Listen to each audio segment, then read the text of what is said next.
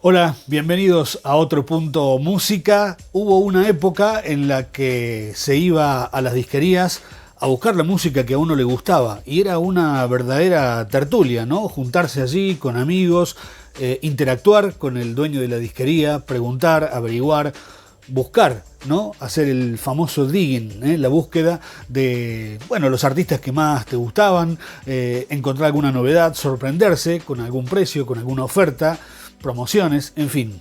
Era una época en la que los discos tenían una importancia fundamental dentro de la vida cultural, social de las personas.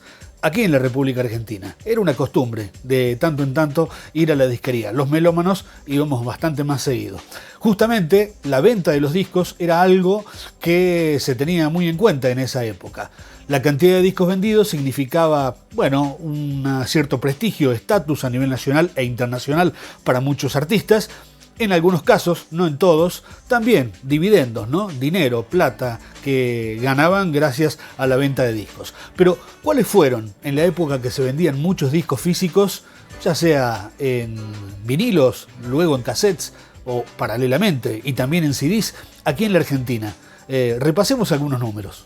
El tercer puesto de los discos más vendidos en la República Argentina, de todos los tiempos, de toda la historia de la venta de música grabada, fue para Rocas Vivas, el disco de Miguel Mateos Zas, después de 3 discos de estudio muy celebrados, muy importantes, que significaron el puntapié inicial para que Miguel Mateos, entre otras cosas, fuera telonero de Queen en 1981 en la cancha de Vélez. Bueno, este fue el punto de máxima popularidad de Miguel Mateos. 1985, grabado en vivo en el Teatro Coliseo con su cuarteto en ese momento y con muchos cambios en la formación respecto de sus discos anteriores, decidió grabar varios de sus éxitos, de sus hits y también agregar un tema nuevo. Y el tema que agregó, Perdiendo el Control, grabado en estudio, el único tema grabado en estudio, fue un verdadero hit en aquella época.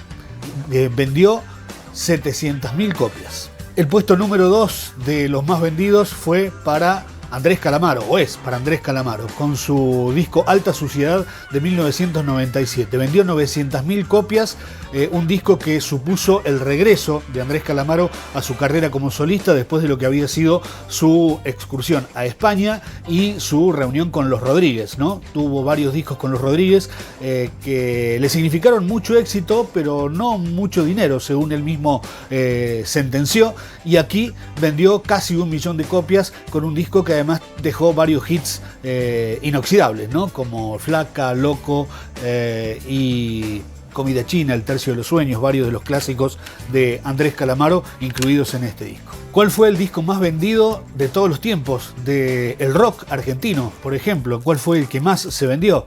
Bueno, fue este, de 1992, El Amor Después del Amor de Fito Páez.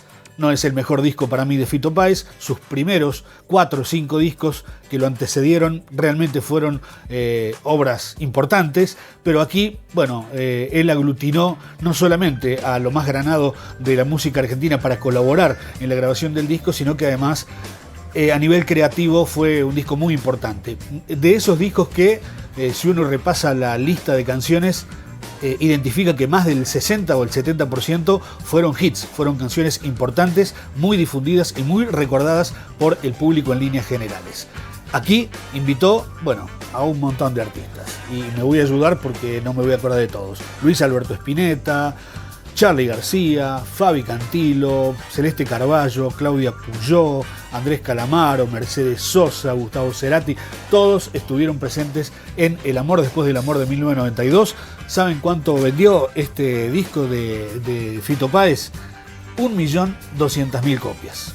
Ahora, si nos ponemos a averiguar cuáles fueron los más vendedores en otros aspectos, de otros géneros, por ejemplo, el álbum más vendido por un artista argentino en todo el mundo, piensen quién puede ser. Y yo creo que se van a sorprender, porque fue hace mucho tiempo, en una época en la que, bueno, los discos sí se consumían, pero tal vez no eran moneda corriente, pero así pasó. El artista que más discos vendió argentino en todas partes del mundo fue Antonio Tormo, cantautor mendocino, el autor de la canción del Lingera, por ejemplo, y también de El Rancho de la Cambicha. La canción El Rancho de la Cambicha, el simple de 7 pulgadas, que también en esa época, estamos hablando de 1950, venía en un disco de 10 pulgadas de pasta, de pasta dura, poco flexible y muy frágil. Bueno, vendió nada menos que 5 millones de copias y es el artista argentino más vendedor en toda la historia, bueno, por lo menos de una canción, que fue El Rancho de la Cambicha.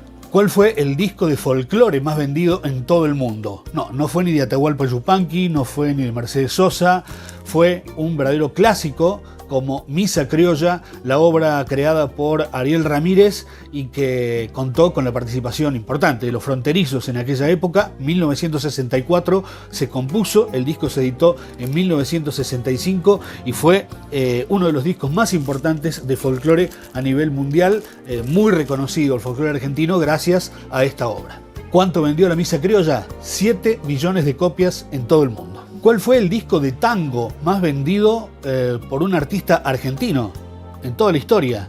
Ustedes piensan que fue Gardel, piensan que fue Julio Sosa, Goyeneche, Piazzolla, D'Arienzo. No, fue Valeria Lynch con su obra de 1986, Valeria canta el tango, producida por Rubén Juárez con una gran producción, una gran instrumentación, y fue un disco que la encuentra a Valeria Lynch en el momento cumbre de su carrera, en su momento de mayor popularidad. Bueno, sí, Valeria canta el tango fue el disco más vendido de tango de todos los tiempos.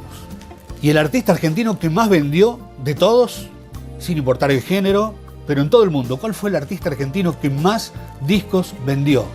Una buena pregunta. Y también uno puede suponer ciertas cosas, ¿no? No sé, Carlos Gardel, por ejemplo, Palito Ortega, por ejemplo. No es ninguno de ellos. Es Leo Dan, el santiagueño que nos dejó hace poco tiempo. Fue muy popular, capaz que más popular en otros lugares de Sudamérica que en Argentina, por ejemplo en México. ¿Saben cuántos discos vendió de toda su carrera, en toda su carrera Leo Dan en todo el mundo? 40 millones de discos. Una verdadera locura.